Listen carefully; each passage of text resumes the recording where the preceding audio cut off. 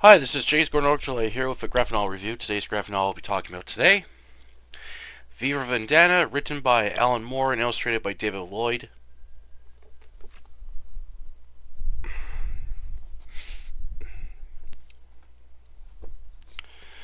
This was first published by Warrior Comics between March 1982 to May 1989. Then it was reprinted by Vertigo/DC Comics in 2005. This is a really good, dark, dystopian graphic novel. I really enjoyed this. It's a really good, well-written story with heavy layered characters set in a dark dystopian future, which touches on many themes and subjects that are very relevant to today.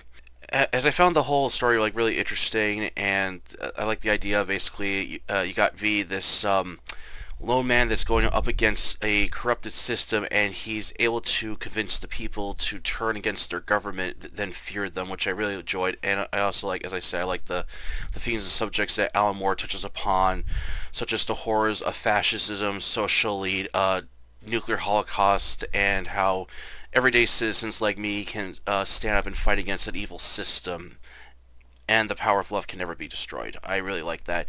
It is very well written, and the artwork by David Lloyd is absolutely beautiful. It's very well illustrated. It's a very colorful yet dark world, which I really like, and the characters are very well written and layered. And there wasn't really much negative I had anything to say. I really liked this story. I really enjoyed it. As for the film, the same name, while it is different than the graphic novel, I still like it for what it is, and I'll explain more about that after my review. And kind of like one of those rare instances where both the graphic novel and film are both good. I'm glad I pulled. I'm glad I pulled this off my shelf and read it again. It's been so long since I last read V for Vendetta, as I gotta read more graphic novels by Alan Moore. I'll explain more about V for Vendetta during my review, my thoughts, opinions on it, and the movie of the same name. All right, on to the review. Plot: on November 5th, 1997, set in a dark dystopian future where Britain has become a police state, all controlled by Norse Fire, an extreme right-wing neo-fascist political group that has total control over Britain. Anyone that does not fit this perfect future is sent off to concentration camps to be executed or used for human experiments. The whole area is monitored by security cameras, and phone lines are surveillance, watching and listening to everyone to ensure nobody breaks the law. On this night, a 16-year-old girl, Evie Hammond, dresses up and leaves her flat to earn extra money by working as a prostitute. Entering an alley, the first man she approaches reveals himself as the Finger, a secret police who plan to rape and kill Evie. Suddenly, a tall man appears wearing a long black cape, black clothing, a long hat, and a Guy Fawkes mask. One man attempts to stop him, but the mysterious stranger keeps moving as the man is holding a fake hand. He tells off the Finger man, approaches Evie, then turns around using his left sleeve. He shoots tear gas at the Finger man, allowing him and Evie to escape. The man still holding the fake hand explodes, killing him and two other Finger men. The mysterious stranger reveals himself as V and brings Evie to the rooftops. As they watch the Palace of Westminster explode, V tells Evie he did it and nobody should forget the Gunpowder treason plot. V brings Evie to his underground hideout, the Shadow Gallery. Inside, V has a collection of several books, albums, films, paintings, and other items that are labeled as illegal by Norse Fire. Evie reveals her past to V, explaining back in the early 80s, she and her parents lived in Shooters Hill, south of London. Things weren't doing well as tension was rising between Britain and the USSR. Then nuclear fallout affects the area, damaging crops and causing the Thames Canal to flood, putting half of London underwater. Evie then learns that Africa was destroyed by nuclear warheads the British took from the Americans, as this upsets her, fearing the lions, elephants, and other animals are now extinct. Residents of Shooter Hill begin becoming ill, including Evie's mother. Then things become more worse during the early 90s when gangs begin looting and rioting in the neighborhood.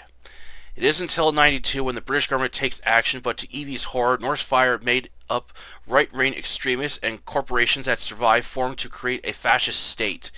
Evie's father is arrested and she is sent to work in a factory with other young girls.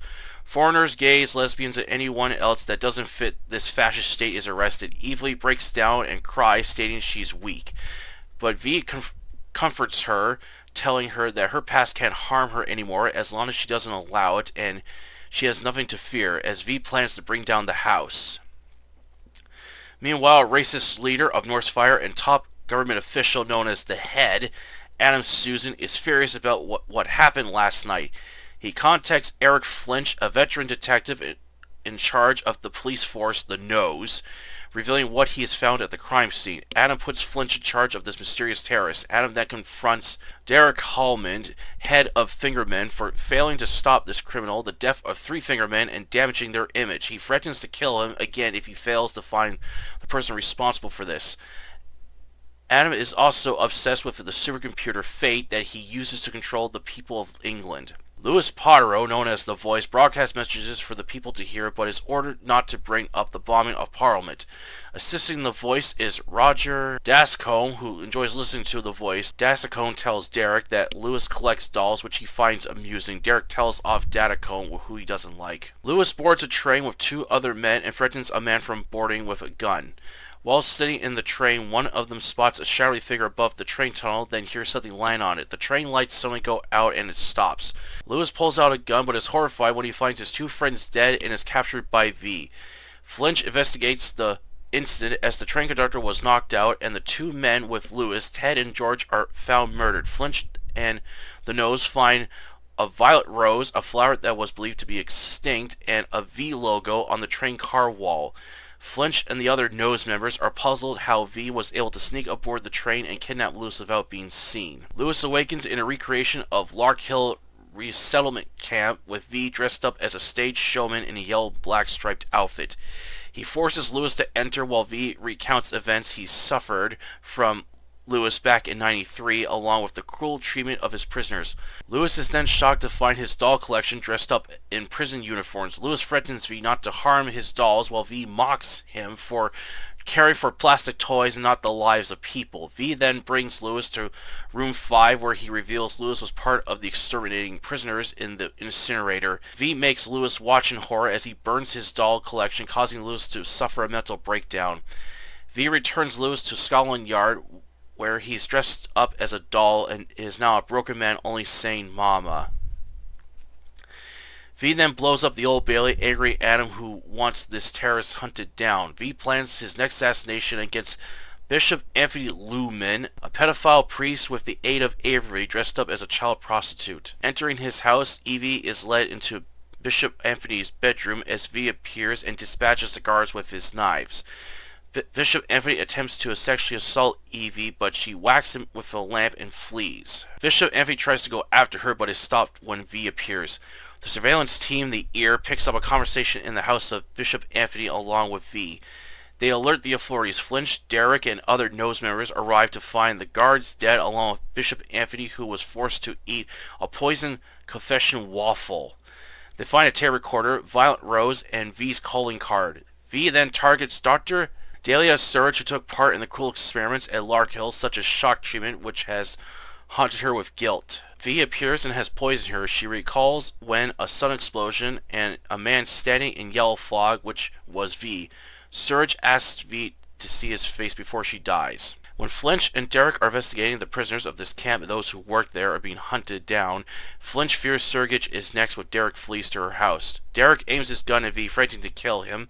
V slowly approaches him as Derek goes to shoot, but his gun has been sabotaged. V kills him by stabbing him in the heart. When Flinch arrives to find the crime scene, he fears that V is plotting a bigger attack against Northfire. V begins going after the head members of Northfire, killing them one by one while spreading messages of anarchy. He also begins to train Evie as his protege while playing mind games with Adam Susan, causing him to descend into madness. Flinch begins to become disillusioned with Nose and the Head, leaving him to question his actions. Both V and Evie plan to bring down this fascist state and to ensure it never rises from the ashes again. But what is the fate of Britain and the rest of the world after the New World Order? For Vendetta was a well-crafted, dark, and thrilling story, highly detailed with beautiful illustrations by David Lloyd showing the alternate dark future of London. Well-written story with a large cast of heavily layered characters. Like the themes and subjects Alan Moore features within this dark world, which he shows the horrors of fascism, social elite, and the effects of nuclear holocaust. It also shows how normal people like us can rebel against evil, and the power of love can never be destroyed. While I like the main character V, who is a mysterious yet skilled freedom fighter with a dark sense of humor, I like his methods of going after his enemies along with destroying Norse fire. While Evie at the start is a bit of a pushover and whiny at times, but later becomes a fearless fighter for V. Flinch, a once loyal cop for Nose and the Head, becomes disillusioned with the system and questions his actions as he is unsure which side to be on. As for the rest of the characters, I strongly dislike the fascist evil scumbags, as I enjoy watching their demise at the hands of V or being betrayed by their own side. As for the 2005 film of the same name starring Hugo Weaving, Natalie Portman, and John Hurt, I like. Despite changing some elements of the story and plot, however, I still like the film for what it is. Hugo Weaving does a fantastic job portraying V. Natalie Portman does a good job as Evie, and John Hurt as the fascist leader Adam Sandler portrays a evil, cruel man hell-bent on total control, and when things begin falling apart for Adam, he vents his anger and frustration on those close to him, leading to his downfall and the descent into madness. I highly recommend both the graphic novel and film For Vendetta, as they're both entertaining along with their themes and subjects. If you enjoy watching a badass character fighting against fascism with dark dystopian themes, then you'll like For Vendetta. It's an 80s graphic novel classic. That's the review today. Hope you enjoy it, and I had a blast reading For Vendetta. Again, it was an excellent graphic novel.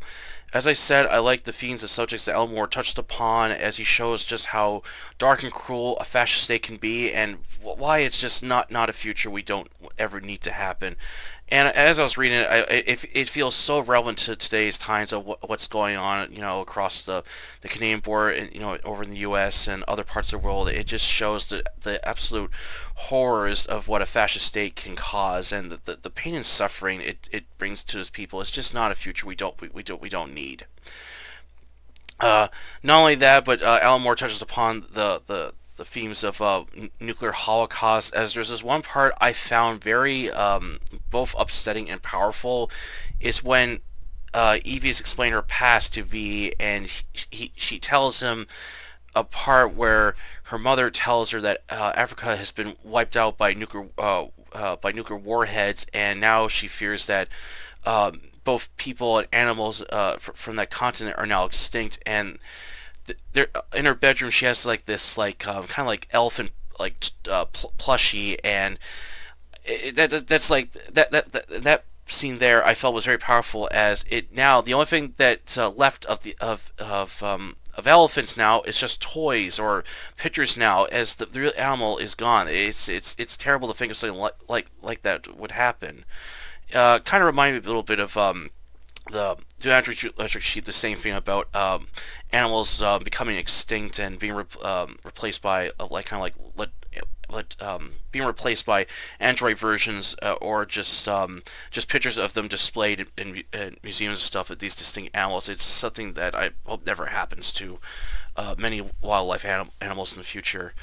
I like the character V. He's a very cool character. He's mysterious yet very skilled freedom fighter who takes on this fascist state without fear, and he does an excellent job of doing this while having a dark sense of humor. And in the graphic novel, he's a lot more ruthless in it than the film. Like, if anyone gets in his way, he'll dispatch them if they get in his way. And I really like the whole appearance of this character, especially the iconic Guy Fawkes mask, which is a really cool look for a character. Evie, I thought, like in the beginning of the graphic novel, she's a bit of a pushover, and I found her at some parts she kind of whines a bit, but later on she becomes a furious freedom fighter like V, and then eventually becomes his protege. But I'm not going to reveal what happens after that. You have to read it for yourself. The character Eric Flinch was like an okay character. In the beginning of the graphic novel, he starts off as a guy that's loyal to the system and works for the police force, the Nose. And then eventually he begins to become disillusioned with the organization and begins questioning his actions, which I felt really interesting. Yeah, as for the other characters, there's not that many other characters we come to know in the story. Just basically, people that begin to become disillusioned with the fascist state that they're living in and begin to rebel against it. And the other characters are the fascist scumbags I really absolutely despise. There's a lot of characters I really dislike in this graphic novel.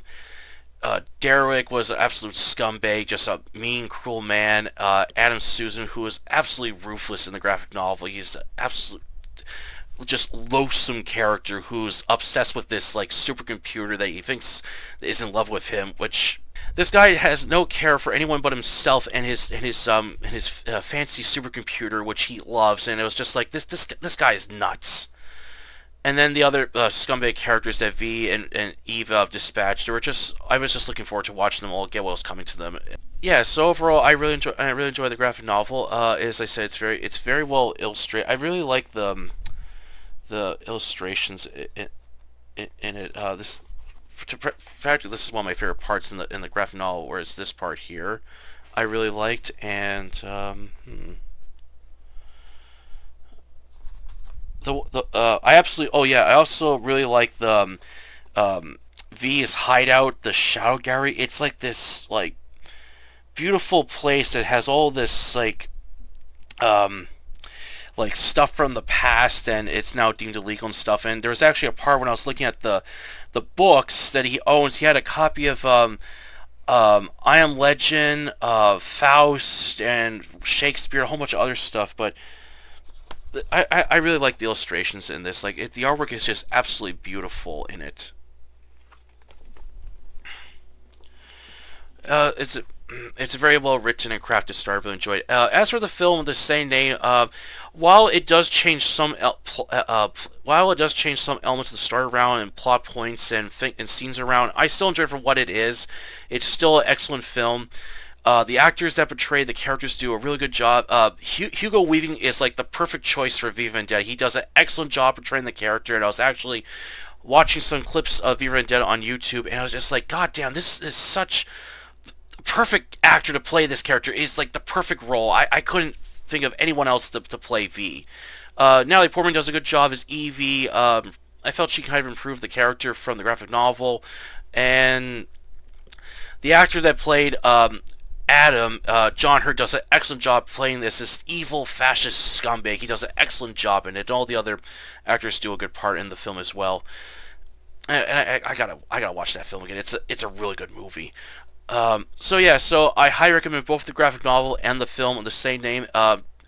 Now, if you're expecting the film to be like the graphic novel, don't, as the film and graphic novel are kind of two different, they're both different from each other, so you just just take them for what they are, rather than compare both the graphic novel and film to each other, as they're both different.